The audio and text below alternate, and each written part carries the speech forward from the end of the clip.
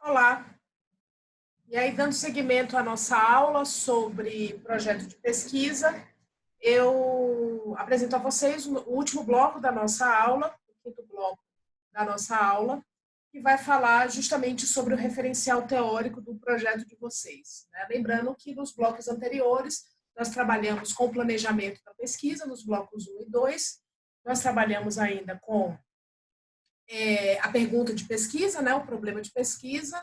No bloco 4, trabalhamos com o objetivo geral e os objetivos específicos da pesquisa, e agora nós vamos trabalhar sobre o referencial teórico. O referencial teórico, gente, é a base, né, é a sustentação de qualquer pesquisa científica.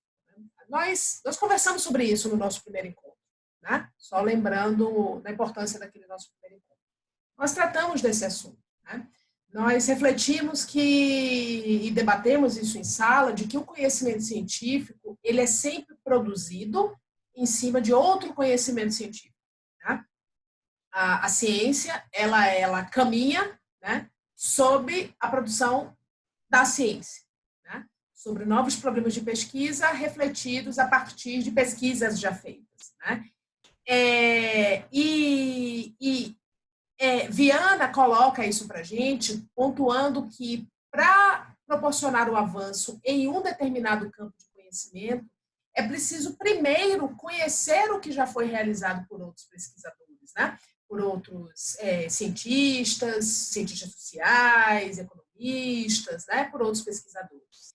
E quais são as fronteiras do conhecimento, né? Naquele determinado campo de conhecimento.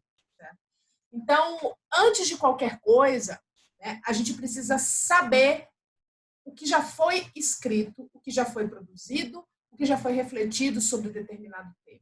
E é por isso que vocês assistem às disciplinas, né, no mestrado. Né? Por isso que vocês, né, têm acesso a um determinado tipo de conhecimento, né, apresentado a vocês pelos professores e pelas professoras das disciplinas.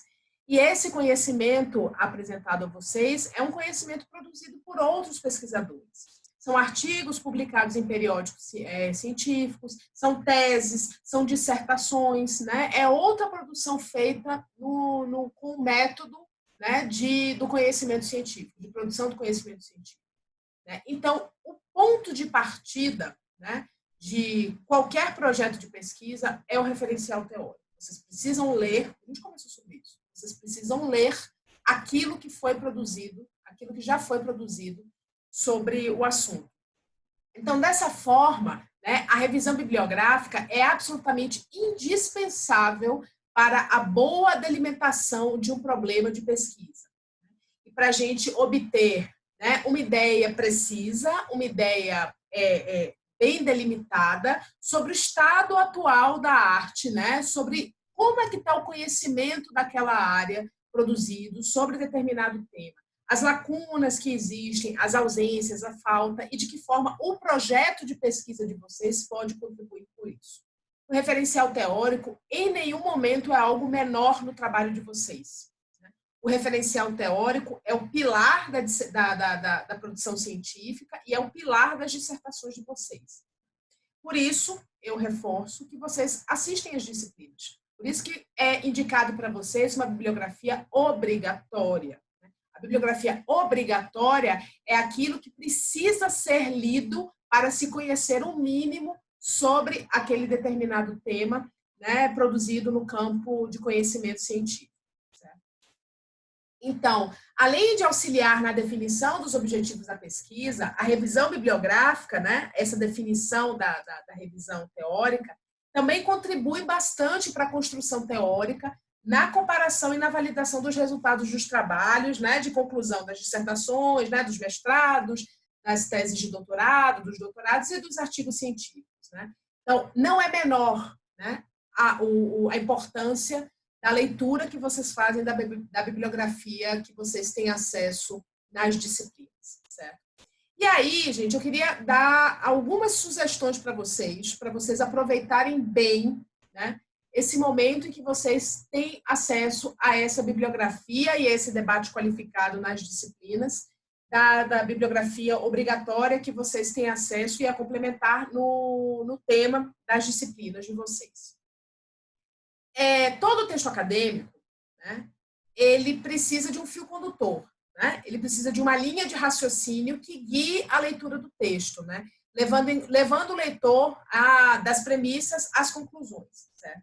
E esse fio condutor, ele é formado por alguns elementos, né? Tem 2 elementos principais que formam esse fio condutor. O primeiro é o problema de pesquisa, que é ele que vai guiar a linha de raciocínio do seu leitor do início ao final do trabalho, e o outro é a literatura, né?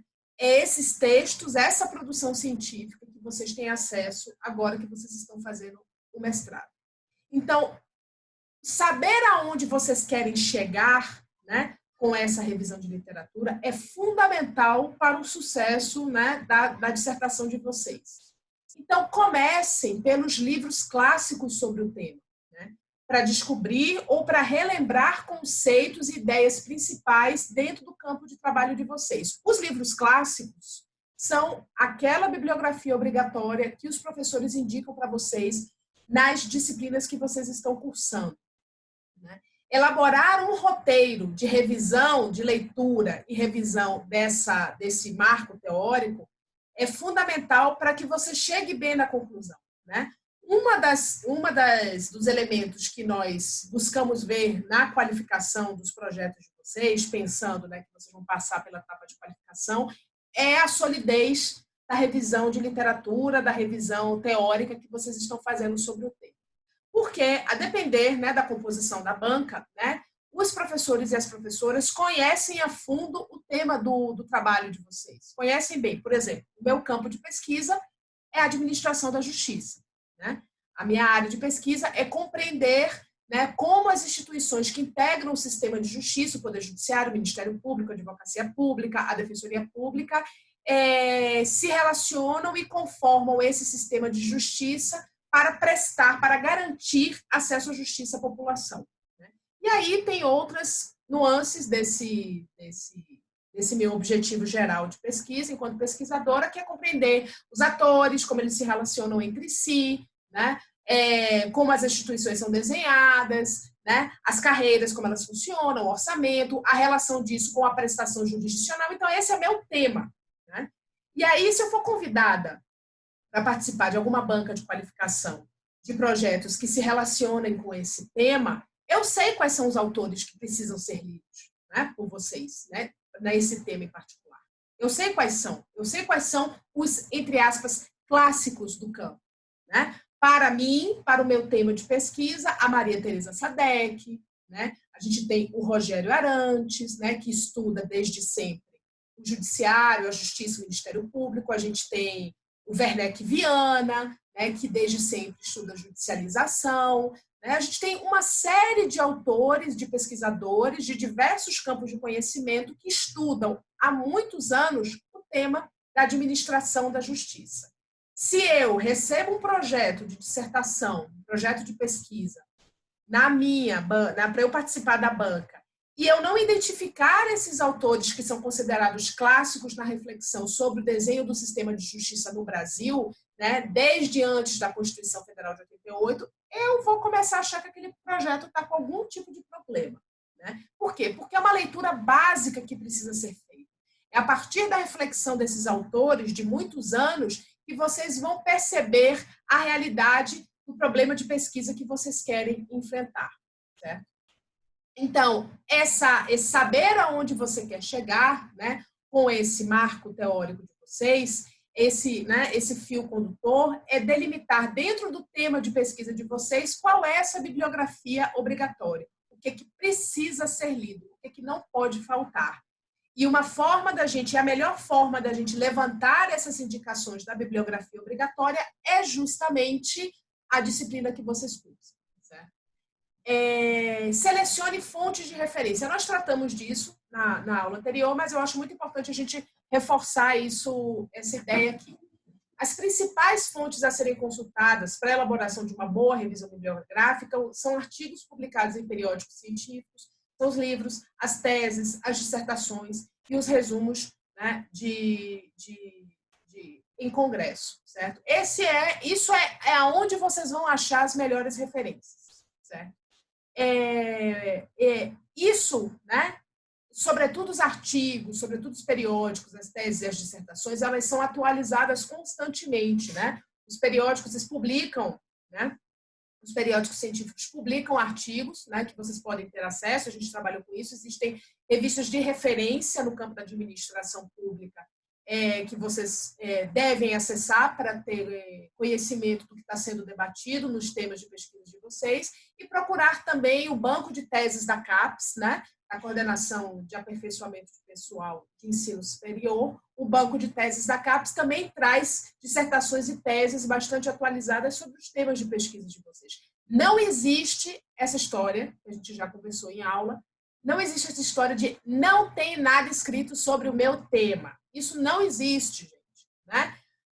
Sobretudo porque nós trabalhamos num campo das ciências sociais aplicadas que muita coisa, ou quase tudo, já foi escrito sobre os grandes temas das ciências sociais aplicadas. O nosso papel aqui é qualificar o que já foi escrito sobre os temas. Né? É qualificar a discussão de governança, é qualificar a discussão sobre cooperação de órgãos governamentais, é qualificar a discussão sobre monitoramento e avaliação de políticas públicas. É esse o nosso papel na dissertação, nas nossas pesquisas e no nosso trabalho com as nossas dissertações. Então, assim, não tem essa de não ter produção. Tem. O que talvez vocês tenham um desafio em identificar é relacionar o tema de pesquisa de vocês com o campo teórico onde ele está inserido. E existem formas da gente auxiliar vocês nisso, que é justamente debater os projetos de pesquisa de vocês aqui na disciplina, vocês debaterem os projetos de pesquisa de vocês nas disciplinas que vocês estão cursando, né? E num segundo momento, né, conversar, né, bater o projeto de pesquisa de vocês com os orientadores e com as orientadoras de vocês. Nós tínhamos tratado da importância de se fazer fichamento para treinar a escrita. Né? E aí eu retomo isso também como um elemento fundamental para fazermos a revisão de literatura, né? Para a construção do marco teórico do trabalho de vocês. Ler e definir e resumir e fichar essa bibliografia obrigatória de vocês é fundamental para o desenvolvimento da pesquisa.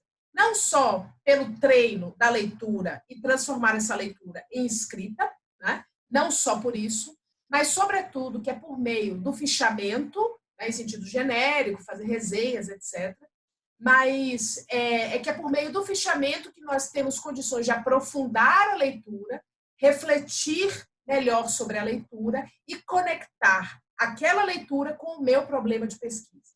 Certo?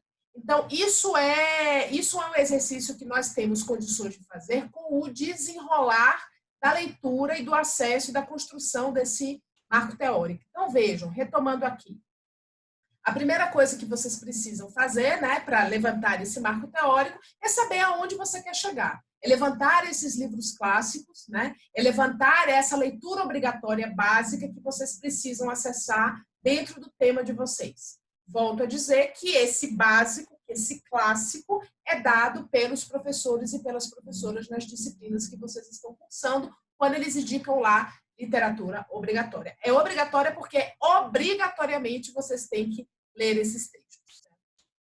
Uma forma também de complementar essa revisão bibliográfica e a construção do marco teórico dos trabalhos de vocês é acessar a produção atualizada sobre os temas. Né? E essa produção atualizada vocês obtêm em periódicos científicos, em teses, em dissertações, né? E esses periódicos científicos, nós tratamos em aula, eles são acessíveis, né, na internet, e as teses e dissertações vocês conseguem acessar no banco de teses da CAPES. Certo? O terceiro momento é justamente trabalhar esse levantamento bibliográfico. Né? E vocês trabalham esse levantamento bibliográfico por meio da leitura e de resenhas, né? Nós tratamos muito isso em sala de aula, a gente fez um exercício, né, se vocês se recordam, de perceber como vocês estudam, né, como vocês leem, né, se vocês marcam palavras, se vocês, né, sublinham o texto, se vocês transformam esse ato de sublinhar um texto ou se ficam por aí. A gente fez um exercício interessante em sala de aula e a minha provocação para vocês foi ir além. E o ir além é fazer esse fichamento. E aí, a revisão de literatura dos textos de vocês, do projeto de vocês, é importante a conexão das ideias, né? E aí eu vou mostrar um exemplo muito interessante para vocês de como é que se conectam as ideias. Olha aí, né? Eu tenho dois parágrafos que sintetizam a obra de dois autores, né? Que fazem uma resenha da obra de dois autores. Segundo Shingo, 1996. A ideia central do sistema Toyota de produção é promover o fluxo harmônico dos materiais entre os postos de trabalho, produzindo componentes nas quantidades e nos momentos em que são necessários. Para tanto, a comunicação entre os postos de trabalho deve ser promovida de forma eficiente. Vejam, eu li o texto do Shingo, indiquei que ele é de 1996, de acordo com as normas da ABNT, e sintetizei a ideia central do sistema Toyota de produção para este autor. Na sequência, eu li um outro texto, que é o texto do Ono, que é de 1994, e ele diz uma outra coisa. Ele diz o seguinte, que o sistema Toyota de produção pode ser resumido como produzir nas quantidades certas e no momento que as partes são necessárias. O autor, ele frisa a importância do fluxo de informações entre os trabalhadores nas diferentes células ou postos de trabalho. Como é que eu transformo tudo isso num parágrafo só? Eu transformo assim, ó. A ideia central do sistema Toyota de produção é promover um fluxo harmônico dos materiais entre os postos de trabalho, produzindo componentes nas quantidades e no momento necessário. É importante frisar, é importante promover um fluxo eficiente de informações entre os trabalhadores das diferentes células ou postos de trabalho. Vejam, aí eu disse que eu li o Shingo, li o Ono e sintetizei as ideias dos dois autores numa definição do que é o sistema Toyota de produção. Certo? O trabalho de vocês é justamente compreender qual é a ideia central dos autores que vocês estão lendo, identificar os pontos divergentes e os pontos em comum para escrever de forma clara e objetiva. Vejam, eu fiz um fichamento no texto do Shingo. Eu fiz outro fichamento no texto do Ono. E aí eu percebi que eles têm pontos em comum. Então, esses pontos em comum eu consegui trazer aqui num único parágrafo, citando os dois autores. Eu estou indicando ali que eu li esses dois autores e esses dois autores definem o sistema de uma determinada forma. Certo? Então, esse é um exercício que vocês precisam fazer para construir o marco teórico de vocês. É trabalhar com esses autores de referência e identificarem esses autores, esses escritos, essa produção de referência, identificar os autores A, B e C comungam estão no mesmo campo, mas o autor D, ele pensa um pouco diferente. E aí localizar como o trabalho de vocês vai se inserir nesse marco teórico. E é muito importante, aí eu encerro esse bloco 5, é muito importante organizar esses trabalhos consultados na construção do marco teórico. Existem diversas ferramentas que permitem o gerenciamento dessas referências bibliográficas, são esses geradores de referência, e eu recomendo muito que vocês utilizem, para não ficar fazendo, né, tudo na mão. Né? A gente tem o JabRef, a gente tem o LaTeX, o EndNote, que são muito bons, né? E eu recomendo fortemente que vocês utilizem isso. Mas a principal orientação, na verdade, a principal ideia desse bloco 5 é a centralidade, a fundamentalidade do referencial teórico para o desenvolvimento da pesquisa de vocês. Né? A pesquisa ela tem dois pilares, o referencial teórico e o empírico. Né? As pesquisas no mestrado da administração têm o referencial teórico e o empírico. O referencial teórico vocês têm acesso nas disciplinas e nas reflexões que vocês fazem nas disciplinas e com os orientadores de vocês. Mas esse referencial teórico ele precisa aparecer na dissertação de vocês. E ele vai aparecer na dissertação de vocês quando vocês fizerem os fichamentos, as resenhas, quando vocês começarem a conectar e concatenar os conceitos dos diferentes autores, quando vocês começarem a perceber as nuances, as diferenças, os grupos em que esses autores e esses marcos teóricos se encontram. Tá? Essa aula, ela então sintetiza esses elementos, ela procurou abordar esses elementos do projeto de pesquisa, né? O planejamento, o problema, os objetivos gerais, específico e o referencial teórico.